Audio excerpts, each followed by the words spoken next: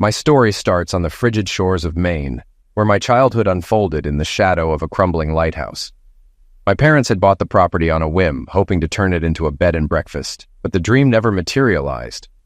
Instead, the lighthouse became a place of solitude, filled with the distant roar of waves and the moaning of wind through cracked glass panes. I often climbed to the top where the lens once turned and watched the sea churn below. It was there, with the Atlantic stretching endlessly before me, that I first learned the power of silence and its weight. In my early teens, tragedy struck when my older brother Thomas drowned in a boating accident. He had always been the adventurous one, the risk-taker. His end of life left a void in our family that no one dared to discuss. My father buried himself in work, and my mother turned to her garden, obsessively tending to rows of roses that withered no matter how much care she gave them. I withdrew into books and projects, teaching myself how to fix old radios and clocks scavenged from local yard sales. Repairing those broken machines became a metaphor for my life, an endless quest to mend what had been shattered. By the time I left for college, I was determined to escape the ghosts of my childhood. I majored in business, not out of passion but practicality, and quickly established myself as a top student. Yet my fascination with fixing things remained. While my classmates networked and partied, I spent my nights restoring a battered 1967 Mustang I'd bought with money earned from odd jobs. That car, a beast of rust and potential, became my sanctuary. I often drove it aimlessly through back roads, seeking answers I couldn't articulate. One of those drives brought me to a small, dilapidated diner on the outskirts of Hartford. Inside, I met Evelyn, a waitress with a sharp wit and a quicker smile. She was older than me, with stories etched into her features like lines on a map. Over late-night coffee and pie, she told me about her failed marriage, her dream of becoming a painter, and the time she hitchhiked across the Midwest with only $20 in her pocket. Evelyn became my first confidant, the person who saw through my carefully constructed exterior. But like all things in my life back then, our connection was fleeting. She moved away to pursue her art, leaving behind a postcard that read, "Don't let the road swallow you." Years later, I found myself in a corporate job I neither loved nor hated, climbing a ladder that seemed to lead nowhere. It was during this time that my great-uncle Seth extended an unexpected olive branch, inviting me to join the family business. Seth was a shrewd man with a penchant for high-stakes risks, and he saw potential in me that I hadn't yet recognized. I accepted the offer, trading my nondescript apartment for a sprawling office and the weight of family expectations. The work was grueling, but rewarding, a puzzle of logistics and strategy that appealed to my need to fix and control. Just as I began to feel settled, another twist of fate arrived in the form of a phone call. My childhood home, the lighthouse, had been sold to developers. They planned to demolish it and build luxury condos. The news hit harder than I expected, dredging up memories of Thomas and the life I'd tried to leave behind. I visited one last time, standing in the shadow of the lighthouse as heavy machinery rumbled in the distance. Watching it fall was like watching the last piece of my past crumble away. It was both a loss and a liberation. That sense of freedom carried me into new territories. It was a chilly, overcast November afternoon in Chicago, and I stood alone in a vacant lot. The cold wind cut through me, damp and relentless, as if mocking my attempt to find clarity. Scattered around me were the remnants of the burned-out building, charred beams, fragments of drywall blackened with soot, shards of glass glinting faintly in the weak light. The debris swirled in small eddies, carried by the breeze. It all mirrored my own life, empty, shattered, and devoid of warmth. I kicked at a chunk of concrete absently, my thoughts tangled in how to salvage anything from this mess. Olivia entered my life at a time when I least expected it. I had reluctantly attended a fundraising gala, a dull affair filled with hollow conversations and obligatory handshakes. As I sipped mediocre wine and plotted my exit, she appeared like a burst of light, her smile disarming and her presence magnetic. At 29, I was deeply embedded in my family's retail business, following my great-uncle Seth's directives as his ambitious protege.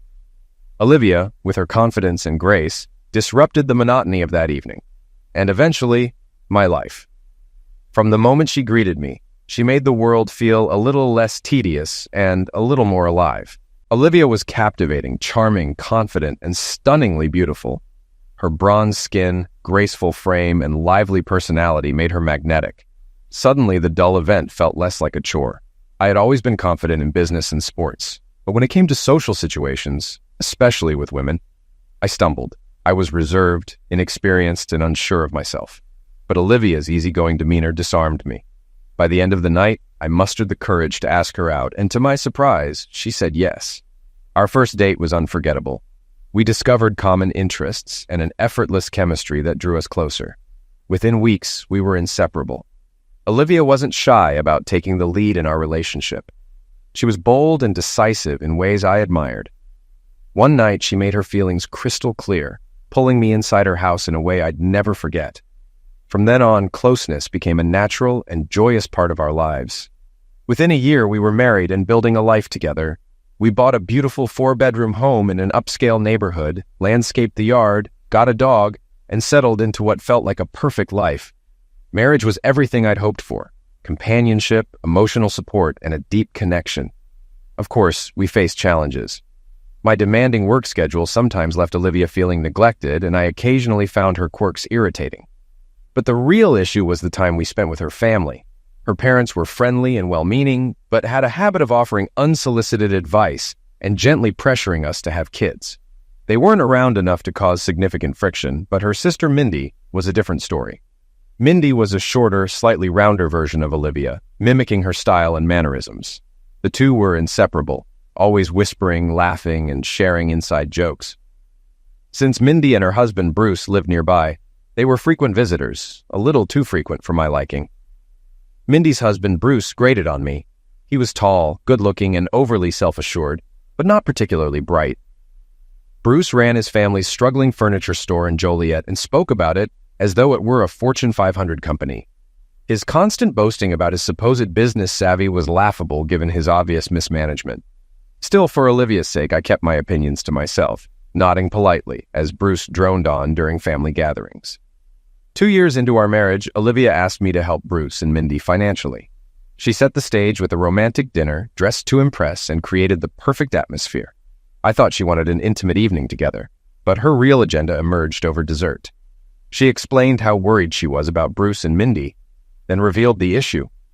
Bruce's business was struggling and they needed a substantial loan to stay afloat. "How much are we talking about?" I asked, cutting through her carefully rehearsed pitch. She hesitated, caught off guard before admitting, $50,000, maybe $60,000. The number stunned me. While we were financially stable, most of our wealth was tied up in a family trust, and withdrawing that kind of money would complicate things. Bernie Blackman, the trust's meticulous attorney, would insist on repayment plans and make it clear that the loan couldn't simply disappear. For the first time in our marriage, I hesitated. "That's a lot of money, Liv," I said cautiously. Olivia assured me it was a safe investment, that Bruce had big plans and would repay us quickly. I didn't believe Bruce could turn things around, but I wanted to make Olivia happy. Against my better judgment, I wrote the $60,000 check, warning her we'd need to be more careful with our spending until the money was repaid. In my heart, I knew the money was gone the moment I handed it over. A few months later, while searching for a missing flash drive, I turned the house upside down. My search led me to the guest room, where I noticed the bed looked oddly rumpled, as though someone had recently slept there. It wasn't like Olivia to leave anything in disarray, so I asked her about it that evening. "Did someone use the guest bed?" "It looked messy earlier," I said casually. Olivia's reaction was strange. She stammered, her face flushed, and after a long pause, she mumbled, Yeah. I was cleaning and got so tired I took a quick nap." I didn't question her explanation at the time. I trusted her implicitly, even found her embarrassment endearing. It never occurred to me that she might be hiding something. That messy bed was just the first red flag I ignored. Over the next year, there were others, small, seemingly insignificant things that I brushed aside because I trusted her. Her quiet job as an assistant manager at a bookstore suddenly required long Tuesday meetings that stretched late into the evening. Bruises appeared on her body in odd places, ones she always dismissed with vague explanations. I even found unfamiliar lingerie in the laundry once, but she laughed it off, saying it had been on sale and too good to pass up. Then there was the orange juice. Olivia switched to shopping at an upscale grocery store that didn't carry my favorite brand. I asked her to shop elsewhere, but she insisted the new store was more convenient, right on her way home from those Tuesday meetings. At the time, it seemed trivial, but it planted the first seed of doubt. Looking back, I realized it was just one piece of a puzzle I had been too blind to see. Less than 18 months after the first loan, Olivia hinted that Bruce and Mindy needed more money. By then, Bruce hadn't repaid a cent of the $60,000, and I wasn't keen on throwing more cash at what I saw as a failing business. I brushed off Olivia's hints, hoping she'd drop it. But she persisted, claiming they'd lose their business without upgrades and more inventory. Reluctantly, I agreed to review Bruce's business plan and visit the store, hoping Olivia would see it was a bad idea. I met Bruce on a Monday morning. Enthusiastic as ever, he gave me a tour of the store, introduced the staff, and spoke confidently about his plans to turn things around. We sat in his office for half an hour as I diplomatically shared my concerns. "Bruce, I think there are deeper issues here. Without cutting costs and optimizing operations, even upgrades and inventory won't increase revenue significantly," I said. I hesitated before adding, "You might even consider selling the business." Bruce was visibly offended. "No way. All we need is a facelift. That'll fix everything," he insisted. I avoided outright refusal and explained, "I don't have the personal funds for a large loan. I'd need to go through the trust, and there's no guarantee it'll be approved. I'll talk to Bernie and see what's possible." Bruce nodded confidently, thanking me profusely. I left feeling guilty for not being more honest. Driving home, I replayed the meeting in my mind, trying to absolve my guilt. Then I saw something that caught my attention, a small green grocery store with a Salvador's sign. It looked unique, and the name felt familiar, though I couldn't place it at first. Suddenly it clicked. Salvador's was where Olivia had started shopping, the store that didn't carry my orange juice but was supposedly convenient. Yet this store wasn't near her work, our house, or anywhere that made sense for her routine, unless her Tuesday meetings were at Bruce's furniture store. I made a U-turn, drove past Salvador's, and then returned to Bruce's parking lot. Sitting there, I checked online to confirm there was only one Salvador's in Chicago. I spent 20 minutes running through possible explanations. Maybe Olivia had another office nearby, met Mindy for lunch, or attended a fitness class. But no matter how much I tried to rationalize, my mind kept returning to a conclusion I didn't want to accept. Driven by suspicion, I decided to confront Bruce directly. I got out of the car and walked briskly to the front of his furniture store, noticing that it closed early on Tuesdays, noon to be exact. My unease deepened. Inside, I approached a middle-aged employee sipping coffee. "Excuse me, I need to speak with Bruce McCoy. It's urgent," I said. The man barely looked up. "I'm on break," he grumbled. Annoyed, I repeated my request, explaining I needed to discuss financial matters with Bruce. Finally, recognition flickered across his face. "You're the guy who was here earlier, right? Bruce is meeting with a supplier, but you can wait for him in the break room. He shouldn't be long." He led me to a shabby room and handed me a cup of coffee. I paced nervously, rehearsing a plan to confront Bruce, bluffing that I had evidence of his and Olivia's affair. I figured if Bruce was guilty, he'd crack under pressure. If not, I'd make an awkward joke and let it go. As I waited, I glanced around the room, fidgeting with magazines and flipping through TV channels before my curiosity got the better of me. I noticed a beat-up pea-green couch with coffee stains and a torn armrest, clearly past its prime. Something about it felt off. Lifting a cushion, I discovered it was a fold-out bed. I pulled it open and my pulse quickened. The wrinkled sheets bore faint yellowed stains, lipstick marks, and a lingering perfume scent. Beneath the bed, I found scattered items: a pen, loose change, a broken coffee cup, an empty KY gel tube, and a restaurant receipt. The receipt was from a Mexican restaurant Olivia loved. Her signature, elegant and unmistakable, confirmed she had been there. Though it was circumstantial, it snapped everything into focus: the long Tuesday meetings, unexplained bruises, unfamiliar underwear, and the guest bed mess. The evidence painted a clear picture. Olivia and Bruce were having an affair. Suddenly, my plan to pressure Bruce felt foolish. I needed undeniable proof before confronting them. The store's early closing on Tuesdays gave me a lead on their likely rendezvous time. With that knowledge, I could catch them in the act. Furious, I folded the bed and sat on the couch, heart pounding. I felt betrayed in a way I never had before, angry, hurt, and humiliated all at once. Every emotion boiled over, but one stood out: the desire for revenge. I forced myself to think clearly, considering how to turn their weaknesses against them. I fantasized about physically confronting Bruce, but knew it would only land me in jail. Instead, I considered refusing the loan and demanding the repayment of every penny Bruce owed me. I resolved to act decisively, but only after gathering irrefutable evidence of their betrayal. Then I recalled something Bernie had once told me when I was considering taking a loan from a particularly aggressive bank. If you owe money to someone who doesn't care about your well-being, they'll have you in a stranglehold, he'd warned. I wanted to have Bruce in that kind of grip. From the doorway of Bruce's office, I watched him chatting and shaking hands with the supplier. I waved and smiled. He returned the gesture, escorted the supplier out, and then hurried to the break room where I was waiting. "Hey, Mike, did you forget something? Need more details?" he asked in a friendly tone. I shook my head, smiling. "No, Bruce, I just wanted to clarify something. I think I might have given the wrong impression earlier. I hope you know I really respect what you're doing with the store. You're a smart businessman, and I believe you've got a real shot at success here. But when I asked about contingency plans earlier, I might not have phrased it well." Bruce grinned, dismissing my concern. "Don't worry, Mike, I get it. Smart investors ask tough questions." "Exactly," I said, nodding. "I'm genuinely impressed with what you've built here. And because we're family, I want to be absolutely sure this investment is not just a good opportunity, but also the right choice for both of us. So I wanted to reassure you that I'm fully committed to doing everything I can to secure the funding for you. I'm confident we'll make it happen." "Great to hear," Bruce said, his grin widening. "Now, I don't have a lot of liquid cash in my personal accounts," I added, "so I'll need to pull from the trust fund, but I'm pretty sure I can convince Bernie to agree, and we'll get the money for you." Bruce's grin turned into a full-blown smile. "That's fantastic, Mike. I know this business is ready to take off. This loan will be as safe as money in the bank. No need to worry."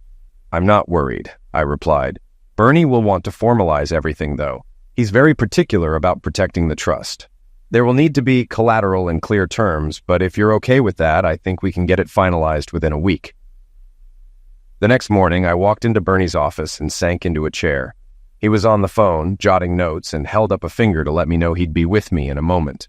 I couldn't sit still while I waited, fidgeting until he finally ended the call and turned to me, his expression a mix of curiosity and concern. "What's got you so worked up, Mike?" Clearing my throat, I leaned forward.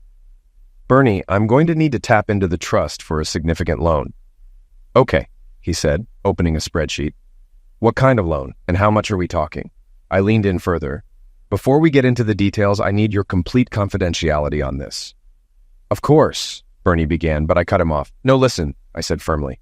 "I mean, no one else, no Seth, no one at work, no one in the family can know what I'm doing." Bernie frowned, shifting in his chair. "Mike, if this is something illegal—" "It's nothing illegal," I assured him quickly. "In fact, I want this to be ironclad, legally speaking." He raised an eyebrow, but let me continue. "I need you to draft loan documents that are crystal clear. The loan will be secured by collateral, specifically the business, and I want the penalties for default spelled out in no uncertain terms." Bernie's eyes narrowed. "It almost sounds like you're planning for a default. Are you setting someone up?" I hesitated, but then met his gaze. "Yes, I want to trap Bruce, and it's because of Olivia." Bernie's jaw dropped slightly, and he struggled to respond. After a moment, he took a sip of water and asked, "Are you absolutely sure about this?" "I'm sure," I said firmly. Within a week, Bernie had the paperwork ready. I brought it to Bruce, who invited his lawyer, his cousin Tim Sowers, to review it with us. Tim, a compact man with an intense demeanor, scanned the document. "All right," Tim said. "I went over this last night. It's pretty straightforward as far as business loans go, but there are a couple of points you should note before signing." "Okay," Bruce said, his usual easygoing smile in place. "What's the scoop?" Tim sighed slightly before continuing. "First, the loan is $425,000, payable over 7 years. Payments start immediately, about $6,000 a month." Bruce nodded along as though he understood every word. "However," Tim added, "you're only receiving $365,000. The remaining $60,000 will go back to repay a loan Mike already extended to you." Bruce shrugged, unbothered. "Got it? Makes sense." Tim frowned, but moved on. "Second, this loan is secured by collateral, your business and the land up near Keokuk." Bruce perked up. "That's the duck hunting spot, right?" "Yes," I confirmed. Tim continued. "This is to ensure the trust is protected. If you default, the business and that property could be taken." Bruce nodded again. "I understand." Tim pressed further. "You're aware that penalties start accruing 3 months after a missed payment?" "Yes," Bruce said confidently, glancing at me with a knowing smile, as if we had an unspoken agreement that I'd go easy on him. I returned his smile without saying a word. At home, Olivia was ecstatic. She couldn't stop talking about how Bruce's business was now set up for success thanks to the loan. Somehow I managed to hold back from saying what I really thought, that Bruce himself was the business's biggest liability, and no amount of money could fix that. Over the next few weeks, biting my tongue about Bruce's competence was actually the least of my challenges around Olivia. I needed to gather more information before I could end our marriage the way I wanted, and that would take time. Controlling my emotions was far harder. My feelings swung wildly from sadness to rage to disgust every time I thought about her betrayal. Even sitting through dinner with her without snapping was becoming a test of will. Avoiding closeness was another challenge. When I couldn't avoid it, I forced myself to get through it by summoning a memory I'd buried for years, a memory I never thought I'd use as a coping mechanism. Back when I was 18, my friends and I went to San Diego for spring break. One night, we crossed the border into Tijuana looking for trouble. We drank heavily, watched some disturbing adult shows, and eventually ended up with courtesans. I got paired with a woman in her 30s who looked like life had chewed her up and spit her out. She wasn't attractive, and even through my drunken haze, I hesitated. I tried making excuses to back out, but my friends egged me on, mocking me and questioning my manhood. Feeling trapped, I faked a grin, took a couple more shots for courage, and followed her upstairs to a dingy, cramped room above the bar. The sheets were grimy, the air was thick with unpleasant smells, and I blocked out everything: the room, the noise, even her presence. I treated her like an object, a means to an end, shutting down every shred of humanity in myself to get it over with. Fast forward to the present, and I found myself using the same strategy with Olivia. During Zex, I mentally replaced her with that woman from years ago. I shut off my emotions and went through the motions with cold efficiency. No tenderness, no affection, just a mechanical act. In time, it became disturbingly easy to do. I was rough, detached, and utterly devoid of warmth. Olivia noticed the change. One night she remarked, "I wish we could have gentler, more romantic moments in bed." But strangely, she didn't seem to mind the shift overall. In fact, she hinted that she preferred this version of me in some ways. I couldn't help but think she might have had a lucrative side hustle catering to American tourists in Tijuana in another life. Gathering concrete evidence of her affair proved to be as straightforward as I'd anticipated. Bruce had used some of the loan money to renovate his store, which meant contractors were coming and going all day. I slipped $500 to the electrician, who discreetly installed a camera and audio recorder and a light fixture above the lounge room sofa. By Monday morning, the setup was complete, and within 2 days, I had all the proof I needed. I thought I was prepared for what I'd see. Sitting in my office with a drink and some snacks, I planned to watch the footage with cold detachment, as if it were a crime drama. But nothing could have prepared me for the gut-wrenching reality of seeing my wife with another man. Knowing was one thing. Seeing it was something else entirely. By the end of the video, I was a wreck. Half a bottle of scotch was gone, my desk was trashed, I'd vomited twice, and I'd hurled a paperweight hard enough to dent my office door. The footage was exactly what I expected, but it didn't make it any easier to watch. The recording began on Tuesday morning.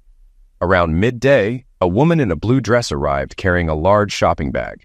She pulled fresh sheets from the bag and carefully spread them over the sofa bed.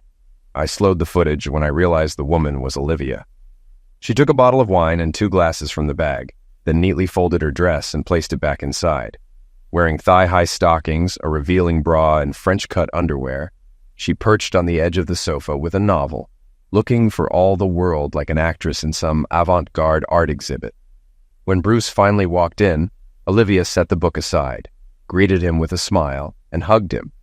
She playfully scolded him for making her wait, to which he smirked and said, "You're just impatient as always." They laughed like they shared some private joke. After a few kisses, Olivia unbuckled his belt and pulled down his pants with practiced ease. What followed was painfully routine. They moved with a familiarity that suggested they'd done this countless times. Bruce's rhythm was mechanical, almost robotic, and the whole encounter lacked passion. Around the 10-minute mark, Bruce finished, and Olivia's exaggerated reaction made it clear she did too. They lay there in silence for a while before Bruce rolled over to kiss her again. Watching the scene unfold was worse than I'd imagined. It wasn't just the betrayal, it was the banality of it all. The ease with which they acted, the absence of guilt or hesitation made it all the more devastating. And as I stared at the screen, my anger solidified into resolve. This wasn't just about the affair anymore. It was about reclaiming control, no matter what it took. By the time their little rendezvous ended, I was seething with a mix of pain and fury. The images I'd just watched felt like they had been burned into my brain, a scar I knew would never fade. There was no coming back from this. I would never forgive either of them. But at least I had a plan. Not to salvage my marriage, but to end it. As I reached to turn off the video, their conversation caught my attention. Olivia lay on her side, propped up on one elbow, idly tracing patterns on Bruce's chest as he sprawled on his back. They exchanged quiet words and lazy smiles like a picture-perfect couple from a romance movie. Then Olivia's voice broke the silence. "I hate that we're stuck using the store for this," she murmured.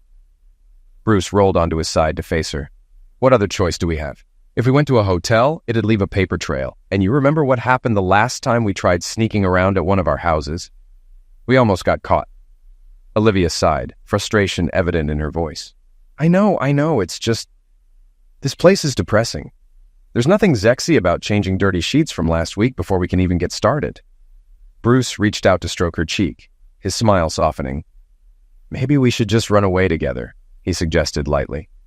Olivia laughed, but Bruce's smile faded, replaced by a more serious expression. "I mean it, Liv. Do you ever regret marrying Mike? Sometimes I wonder, would it have been better if we'd gotten married instead?" Sitting up, Olivia pulled her knees to her chest and hugged them, resting her chin on top as she studied him. "Bruce, we've talked about this so many times. What we have is special, so special. But no, I don't think marrying you would have been better. Of course, we'd be happy together. But I do love Mike, and you love Mindy." She leaned forward, kissed him on the cheek, and traced her fingers across his chest. "You and I are different, Bruce. We're the kind of people who can love more than one person at a time. That's a gift. Not everyone can do it. We know how to keep things balanced, how to make everyone happy. Mike and Mindy, they're not like us. They can't compartmentalize the way we can." Hearing her rationalize her infidelity as some kind of higher virtue pushed me over the edge. Without thinking, I grabbed the paperweight on my desk and hurled it at the door. The loud crash felt like a release, but it didn't change the fact that I loved her. Or maybe I just loved the idea that she had once loved me, the only woman who ever had. It hit me how arrogant and delusional Olivia truly was. In her mind, her betrayal wasn't wrong. She'd twisted it into a moral virtue, convincing herself that it added to the love in the world, that it was her right, no, her duty, to act this way. That night, I stayed on the couch in my office, nursing my anger and exhaustion. By morning, I'd completed the paperwork needed to set my plan in motion. When I finally went home the next evening, Olivia was waiting for me, arms crossed and face stormy. "Where the hell were you last night?" she demanded. "I was worried sick. You didn't call, you didn't text, you just disappeared." I held up a hand, cutting her off. "I was at work. I had a few drinks, got too drunk to drive, and decided to crash there." She blinked, thrown off by my bluntness. "You got drunk at work?" she asked, her voice a mix of anger and disbelief. I nodded and offered her a faint smile. She frowned, her tone sharp. "Well, you could have at least let me know. I almost called the police. What were you thinking drinking like that?" I ignored her question and walked past her into the living room. Without a word, I sank into the sofa, placed my briefcase on my lap, and began opening it. She wasn't far behind, her glare burning into me as I pulled out a stack of folders. "Seriously, Mike?" she demanded, her voice rising. "Are you just going to ignore me? What's going on?" I glanced up briefly. "Just give me a second, Liv. I need to organize some things." I took my time arranging the papers, placing them neatly on the coffee table. Then I leaned forward, rubbing my hands together with mock enthusiasm, and locked eyes with her. "All right," I said with a thin smile. "Let's get to it." Her confidence wavered, replaced by confusion, and maybe a flicker of fear. "Get to what?" she asked, her voice faltering. "Well, after what I saw last night..." I trailed off, letting the tension build. Her brow furrowed. "What are you talking about? What happened last night?" "Oh, just the video," I said casually. Her expression froze. "What video?" she whispered, her voice cracking. I smiled coldly. "You know exactly what video I'm talking about. The one of you and Bruce right there on the couch in his store's lounge." I thought it was enlightening. Her face shifted from disbelief to panic.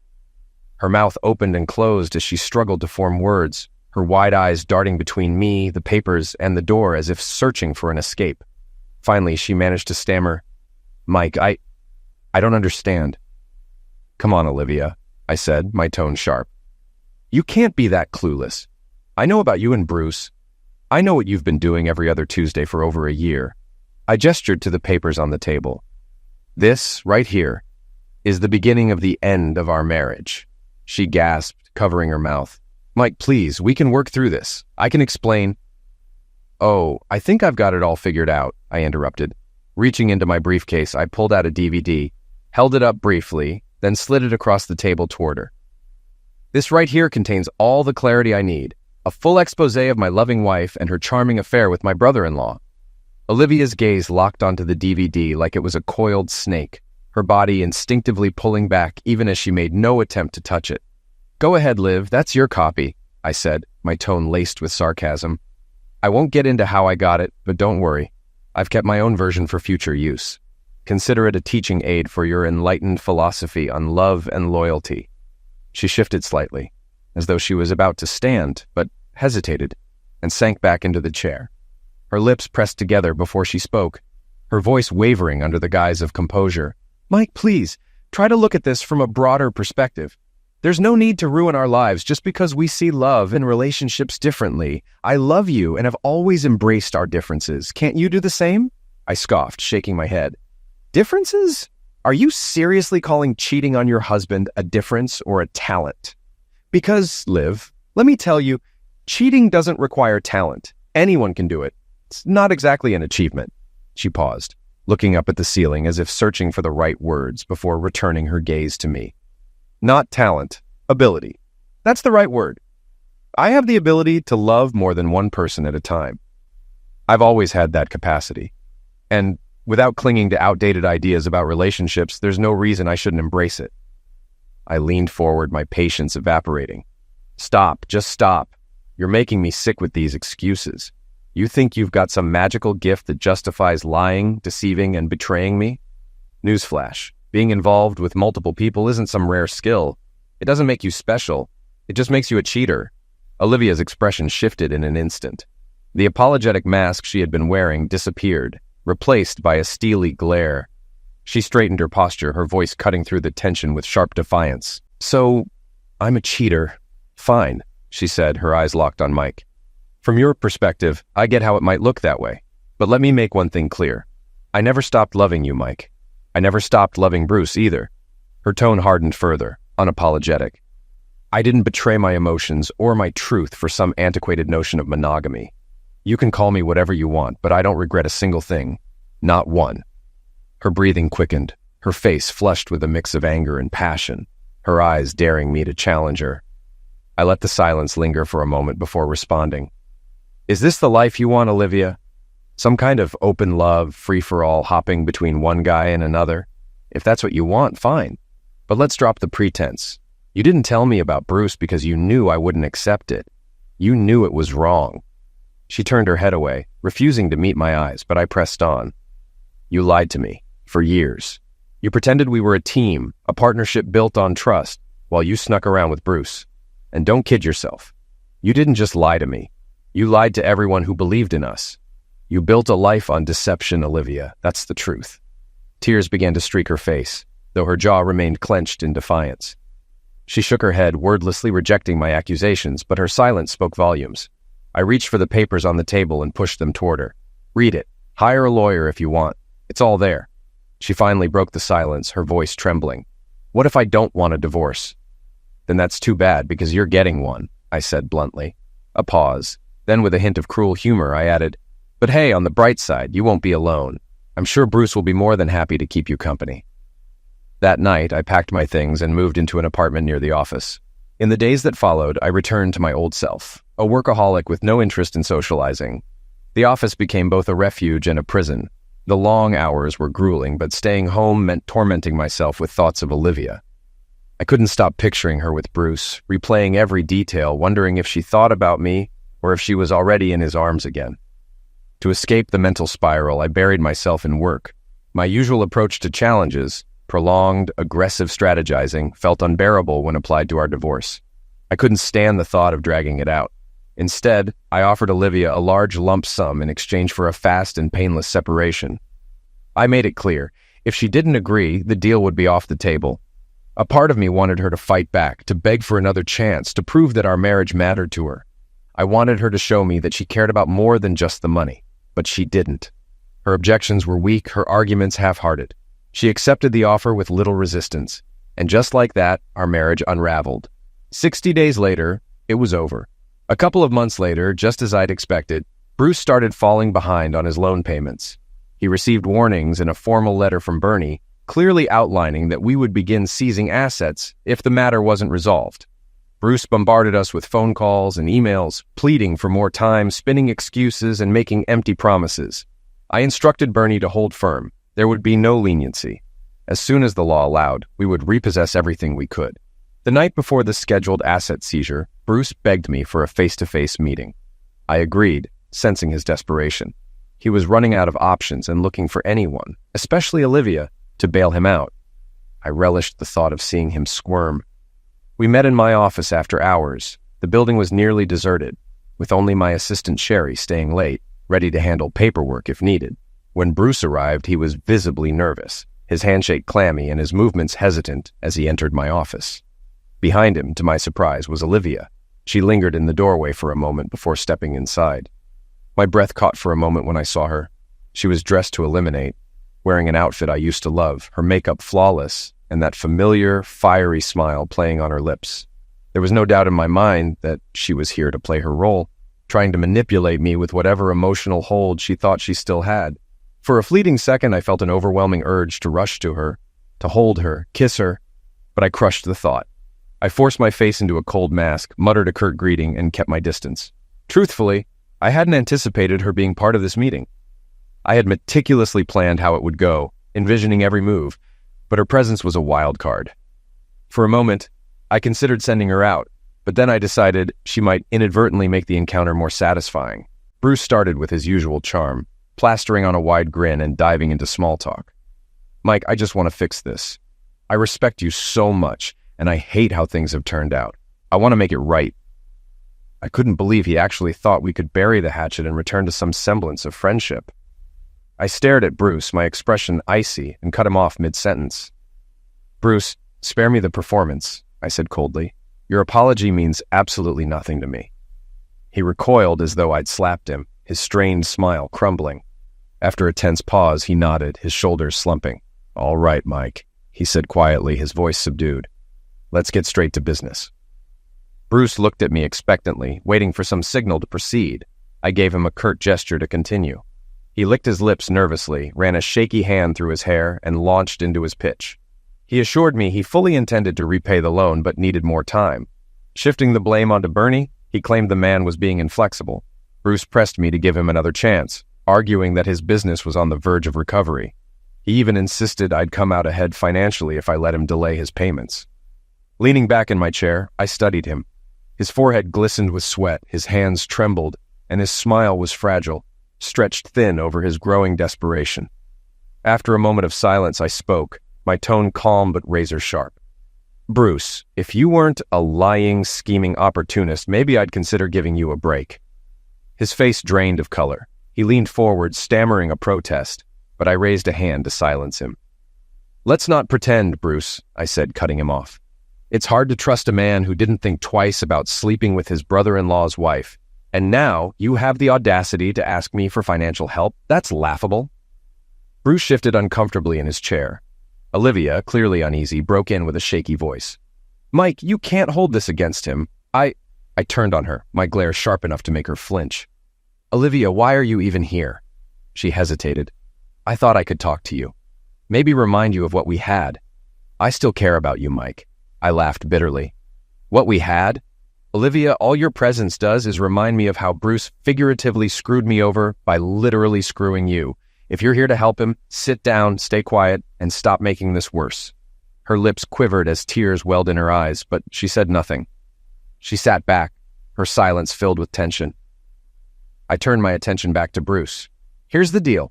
You will repay every cent, on time, according to the agreed-upon schedule. If you don't, I'll start liquidating your assets to recover the debt."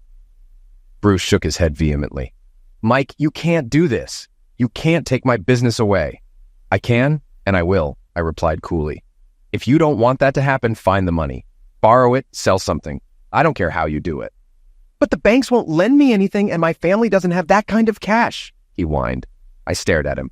Don't give me that. I know your family has money. They don't, Bruce insisted. If they could help, they would. I smirked and gestured toward Olivia. What about her? Did you ask her for money? Bruce's head whipped toward Olivia, his face full of surprise. Olivia? Do you have money? Her expression turned pale. She fidgeted, clearly caught off guard. Well, yes, I do, but I need it for myself. I laughed again, my tone dripping with mockery. That's rich, Liv. You had no problem convincing me to give Bruce a chance when you thought it was a good investment. So why not now? Don't you believe in him anymore? Or are you finally seeing what I've known all along? I gave Olivia a sly, knowing grin. Her lips tightened as she swallowed hard, glancing uneasily between Bruce and me. Taking a deep breath, she straightened her back and said, with a trace of defiance in her voice, I'll cover the shortfall for now. Bruce's expression lit up with relief, and he shot her a grateful smile. Olivia smiled back, but it was weak, her disappointment etched in every line of her face.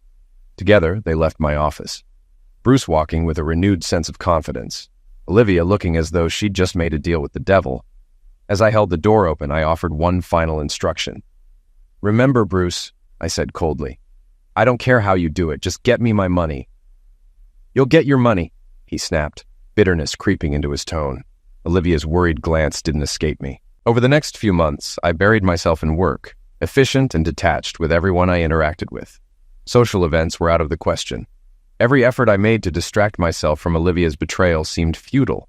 Reminders of her were everywhere, from her favorite songs on the radio to the monthly checks Bruce sent in, sitting like small trophies of misery on my desk. The checks brought a bitter sort of satisfaction. Each one felt like I was squeezing Bruce and Olivia dry, forcing them to feel some of the pain they'd caused me. But my satisfaction soured when I received an unexpected call from Mindy. To my surprise, Bruce and Olivia had confessed to her, or at least a sanitized version of the truth. Mindy admitted she had suspected something for a while. What horrified me most was her admission that she had made peace with their relationship. She even hinted at some informal arrangement, allowing Bruce and Olivia to continue seeing each other. Mindy tried, half-jokingly, to persuade me to reconcile with Olivia. My responses grew harsher with every email and call, until our second conversation ended with Mindy in tears. I never heard from her again, but her tolerance left me stewing. Any hope that Bruce and Olivia were paying an emotional price for their betrayal was gone. I feared that eventually Bruce's business would recover, he'd pay off the debt, and they'd walk away with financial security, leaving me to seem like the bitter fool who couldn't adapt to modern love. I didn't need to worry. 9 months after my confrontation with Bruce and Olivia, their furniture store burned to the ground in a spectacular 2-alarm fire that made the evening news. The blaze threatened nearby buildings, drawing a swarm of fire trucks and reporters. Bernie called me as soon as he saw the footage, livid over the potential financial loss. I told you this would blow up in our faces, Bernie fumed. Calm down, I reassured him. If Bruce defaults, I'll personally buy the loan. That property's value is in the land, not the ashes. That seemed to ease Bernie's frustration, though his doubts lingered. The fire raised immediate suspicions, and investigators soon determined it was arson. When accelerants were detected, the insurance company promptly refused to pay out. Without the store's income, Bruce defaulted on the loan, and I acquired both the charred remains of the property and the 35 acres of duck hunting land. The investigation dragged on for months. Detectives pieced together a compelling circumstantial case. The store had been hemorrhaging money, Olivia had been funneling increasing amounts of her own cash to keep it afloat, and Bruce had failed to secure loans or sell the business, even at a steep discount. They theorized the couple had hired someone to start the fire. Their evidence included search terms about arson found on Olivia's computer, phone records connecting her to 2 men with arson convictions, and a $15,000 cash withdrawal from her account just days before the blaze. Though strong, the case lacked direct proof. No one could place Bruce or Olivia near the scene on the night of the fire, and investigators couldn't tie them directly to any materials used to start it. Their defense attorney, no doubt funded by Olivia's dwindling resources, fought back fiercely. Negotiations began, likely starting with severe charges like first-degree arson, but eventually landing at a plea for fourth-degree arson. On the first day of trial, I was waiting in the courthouse lobby, flipping through a newspaper and absently tapping my foot, when a court official announced the case had been settled. The trial was canceled. As I packed up to leave, Bruce and Olivia entered the building, flanked by officers and their attorney. Reporters swarmed them, thrusting microphones into their faces. Both refused to comment, leaving their lawyer to field questions. Bruce quickly disappeared with Mindy and the officers, but Olivia lingered. To my surprise, she turned and approached me directly, her expression sharp and unapologetic. "Well, Mike," she began, her tone clipped. "is this what you wanted? Did you finally get your justice? Do you feel better now that I'm being punished for my sins?" I chuckled bitterly. Justice? Hardly. What I wanted was a faithful wife and a happy marriage, things I'd never get from you. Absent that, all I want is my money, she snorted. Your money? Well, you're not getting any of it now, are you? I smiled faintly. Oh, I've already gotten some of it back, and now I own the store. She laughed derisively. What are you going to do with that? Has it even stopped smoldering yet? You'd be amazed, I replied, my voice calm. A smart businessman can do wonders with prime real estate, even when it starts out smoking. Olivia's nostrils flared, her expression hardening. She drew in a deep breath, held it for a moment, then spoke again, this time with a smirk. And now you're all alone, married to your job with no one by your side and perfectly miserable. Don't bother denying it. I know you, Mike. I know how much you hate meeting new people. I met her gaze evenly. I'm working on it, Liv. I loved you, but you're not the only woman on this planet. She gave a confident smile. No, not the only one. But I doubt you'll find, what's the phrase you corporate types love, an equivalent replacement. Like it or not, you'll miss me. I leaned in slightly, lowering my voice to a whisper. Maybe I'll feel a little lonely, sure, but you won't, will you? You'll have plenty of company, sharing a cozy space with women who have all the time in the world to appreciate your abundant love. I'm sure it'll be quite the experience for you, and for them. My words landed harder than I expected. Olivia flinched, her composure shattering. Her face twisted in contempt, her eyes blazing with fury. She drew in a sharp breath, her chest rising as she let loose in an enraged scream. You sanctimonious, self-absorbed, emotionally crippled fool, she shouted as the officer stepped in to escort her away. You'll be just as miserable as I am. Alone, forever married to your pathetic hollow career. I stood still, watching her rage, feeling an odd mix of regret and detachment. There was no love left in her eyes, only hatred. For a brief moment, a wave of melancholy swept over me, but I pushed it aside, forcing a thin smile. So much for keeping things dignified, I muttered, half to myself. Olivia wasn't finished. Her tirade continued, her voice echoing down the hallway. It won't take long before I get out of this mess and move on with my life. And you'll still be alone, wishing you had me back. Years from now, when you're married to some boring, bland secretary, you'll regret everything. The courtroom door closed behind her, cutting off her voice mid-sentence. I turned and walked away, my steps echoing in the quiet hallway. My schedule was clear, no more meetings, no distractions. Feeling an oppressive sense of loneliness creeping in, I decided to visit the burned-out remains of Bruce's furniture store. The air was cold and biting as I stepped onto the lot, the wind tugging at my jacket and stinging my face. The wreckage was a chaotic mess of ash and debris, the scars of the fire stark against the dull November sky. I stood there for a long moment, staring at the ruins, wondering what to do with them. Should I cut my losses and sell the property? It would be the logical choice, safe, familiar, the kind of decision I'd always relied on. But another thought tugged at the back of my mind. I could rebuild, maybe even turn it into a new furniture store, standing as a symbol of recovery and success. I imagined the possibilities. Bold advertising campaigns, flashy billboards, even a grand opening with TV coverage. Hell, I could name the place Olivia's just for the irony, plastering it with clearance sales and blowout deals. The longer I stood there, the more I realized that my decision about this site was bigger than just a business choice. It was about my life. Olivia had been right about one thing. My instinct had always been to retreat, to avoid risks and challenges, to bury myself in work and keep people at a distance. Before her, I was on a slow march toward a lonely but stable existence. Now, surrounded by the wreckage of Bruce's failure, I felt like I was staring at my own crossroads. I could continue playing it safe, avoiding pain and disappointment. Or I could take a risk, rebuild something new, not just for this property, but but for myself. As I turned to leave, planning to put the decision off for another day, a sudden break in the clouds sent rays of sunlight spilling onto the lot. The light illuminated a graffiti-covered wall across the street, where bold white letters scrawled in uneven strokes demanded attention. Take action. Normally, I'd dismiss something like this as a coincidence or meaningless vandalism, but standing there in the cold, those words felt like they were meant for me. A challenge, a directive. I pulled out my phone and dialed my office. Sherry picked up almost immediately. "Hey, Sherry," I said, my voice steady. "Do you remember the architecture firm that designed that new shopping center with the glass and fountains? The one everyone's been talking about?" Yeah, I think it's called Hammerstone," Sherry replied. I could hear the sound of her typing as she double-checked. "Yep, Hammerstone Architects. They're based here in Chicago." "Good. Set up a meeting with them as soon as you can," I instructed. Sherry hesitated. "Are we building something, boss?" I glanced around the lot again, imagining a sleek, modern store rising from the ashes. Confidence surged through me as I answered. "Yes, Sherry, I think we are." Her tone shifted, tinged with a mix of surprise and excitement. "All right, anything else?" I paused for a moment, my gaze drifting back to the graffiti across the street. The word action stared back at me, bold and undeniable. "Yes, actually," I added. "Do you still have the contact info for that rep from the jeans company? Brenda White, I think?" Sherry sounded incredulous. "The tall blonde? Yeah, I remember her. Do you want me to connect you now?" "No, I'll call her myself," I said, smiling faintly. "Thanks, Sherry. Thanks."